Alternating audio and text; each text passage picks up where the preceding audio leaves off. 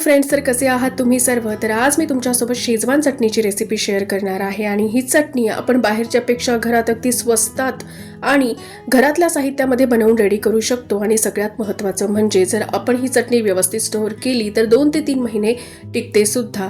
तर चला रेसिपीला सुरुवात करूया। तर शेजवान चटणी बनवण्यासाठी मी इथे 2 प्रकारच्या मिरच्या घेतल्या। तर एक काश्मीरी मिरची घेतली आणि दुसरी म्हणजे स्पायसीवाली मिरची घेतली आहे। तर मिरची जी आहे ती मी चांगली कट करून घेतली आणि त्यातल्या ना शक्य होतील तेवढ्या बिया मी काढून घेतल्यात, म्हणजे चटणी ही जास्त स्पायसी होणार नाही। आणि यामध्ये आपण थोडी काश्मीरी मिरची घातली आहे, त्यामुळे ना चटणीला जो रंग आहे तो अगदी छान येईल। अगदी मार्केटमध्ये मिळतो ना तसा रंग चटणीला आपण घरी सुद्धा आणू शकतो। थोड्या प्रमाणामध्ये फक्त आपल्याला काश्मीरी मिरचीचा वापर यामध्ये करायचा आहे। तर आता सगळ्यात महत्त्वाची स्टेप आहे, आपल्याला मिरची जी आहे ती बॉईल करून घ्यायची आहे। तर तुम्ही अख्खी मिरची सुद्धा बॉईल करून घेऊ शकता, पण त्यातल्या जर बिया काढायच्या असतील तर मिरची ही कट करून घ्या, म्हणजे ना चटणी जी आहे ती जास्ती स्पायसी होत नाही बिया काढल्यानंतर।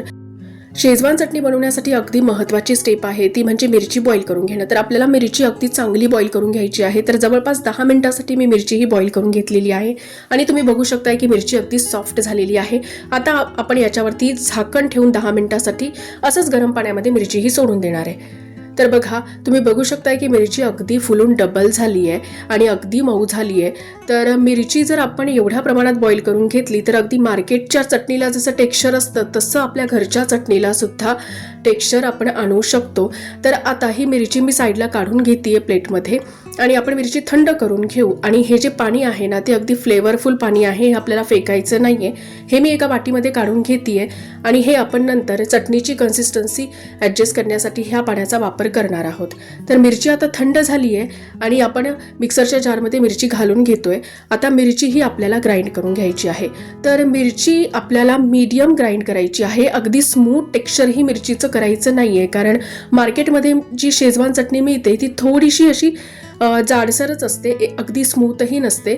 शेजवान सॉस अगदी स्मूथ असतो, चटणी थोडीशी म्हणजे दरदऱ्या टेक्स्चरमध्ये असते। तर थोडीशी जाडसरच आपल्याला मिरची ही वाटून घ्यायची आहे। आता इथे मी भरपूर लसण अद्रक बारीक बारीक चिरून ठेवलेला होता आणि कोथिंबीरीच्या अगदी कोवळ्या काड्या घेतल्या होत्या, त्याही अगदी बारीक चिरून घेतल्यात आणि त्या तेलामध्ये थोड्याशा आपल्याला परतून घ्यायच्या आहे। खूप जास्ती याचा रंग बदलायचा नाही, अगदी 2 सेकंदासाठी परतायचं आहे। आता यामध्ये ना तेल मी जास्तीच प्रमाणात घातलंय, कारण चटणीमध्ये जेवढं तेल हे जास्ती प्रमाणात असेल तेवढी आपली चटणी ही जास्ती काळ टिकेल। आता यामध्ये मिरची जी ग्राइंड करून ठेवली होती ती मी घातली। तर मिरची ही चांगली तेलामध्ये आता आपल्याला मिक्स करून घ्यायची आहे आणि 2-3 मिनिटांसाठी शिजवून घ्यायची आहे। आता मिक्सरचं जार हे चांगलं धुवून यामध्ये मी थोडंसं पाणी घालते आहे, खूप जास्ती नाही घालायचं आहे, अगदी थोडंसं पाणी घालायचं आहे। तर आता चटणी आपल्याला चांगली शिजवून घ्यायची आहे। तर जवळपास 5 मिनिटांसाठी चटणीला शिजवायचं आहे। जोपर्यंत साईडनी छान असं तेल रिलीज होणार नाही तोपर्यंत चटणी शिजवायची आहे।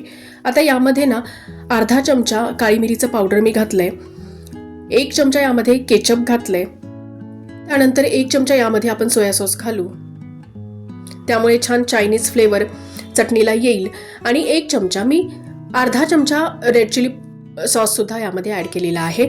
आता सर्व काही अगदी व्यवस्थित मिक्स करून घ्यायचं आहे आणि छान असं शिजवून घ्यायचं आहे। अगदी थोडीशी साखर यामध्ये घालायची आहे, घाबरू नका, यामुळे चटणी अजिबात गोड होणार नाही। तर सर्व फ्लेवर जे आहे ते अगदी बॅलन्स होतील। आणि चवीपुरतं मीठ यामध्ये घालायचं आहे। मीठ जास्ती प्रमाणात नाही घालायचं, कारण सॉसमध्ये सुद्धा मीठ असतं, तर थोडंसं कमी प्रमाणातच मीठ यामध्ये आपल्याला घालायचं आहे। तर तुम्ही बघितलं की घरातल्या साहित्यामध्ये आपण झटपट ही चटणी घरामध्ये बनवून रेडी करू शकतो। आता सगळ्यात महत्त्वाचं इन्ग्रेडियंट आपण यामध्ये ॲड करू ते म्हणजे विनेगर। तर 1 चमचा विनेगर यामध्ये मी ॲड केलेला आहे आणि विनेगर घातल्यामुळे चटणी ही जास्ती काळ टिकते। विनेगर हे प्रिझर्वेशनचं काम करतं। तर एअरटाईट कंटेनरमध्ये जर ही चटणी स्टोअर करून ठेवली तर जवळपास 2 ते 3 महिने चटणी अजिबात खराब होत नाही आणि सर्व प्रकारच्या चायनीज पदार्थांमध्ये आपण ही चटणी वापरू शकतो। आणि बघितलं की मार्केटपेक्षा अगदी स्वस्तात आपण ही चटणी घरामध्ये रेडी करू शकतो। रेसिपी आवडल्यास लाईक अँड शेअर करा आणि चॅनलला सबस्क्राईब करणे विसरू नका। Thank you for watching.